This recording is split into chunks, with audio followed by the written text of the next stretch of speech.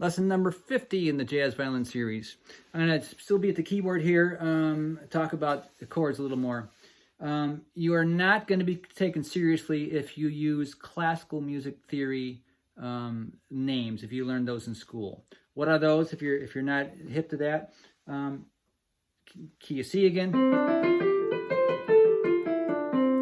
And built on the first degree of the scale is the first chord, the second chord, the third chord, the fourth, the fifth, the sixth, the seventh, as we mentioned in other videos. So we just learned about the 1, the 4, and the 5 being the 3 most important. In classical music theory, it's called the tonic chord. The 5 is called the dominant chord, right? The 4 is called the subdominant. We didn't talk about that before. You'll be laughed off the bandstand if you call it a subdominant chord, though. It's the 4 chord.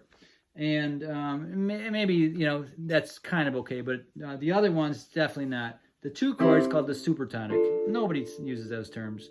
The 3 chord's called the mediant chord. Never heard in a bandstand in the last 40 years once. Subdominant, maybe. Dominant, definitely. There's a lot. We're going to talk about that. And the 6th is submediant. All right. Again, nobody uses those terms. And the 7 is the leading tone chord or something like that, I think. I forgot after all these years. Nobody talks about that. Tonic and dominant, yes. Subdominant, maybe. The rest, don't even think about it in a bandstand. Know them by the numbers. 1, 2, 3, 4, 5, 6, 7, and 8 being the same as 1. All right? Don't get lost in being unhip. Little warning.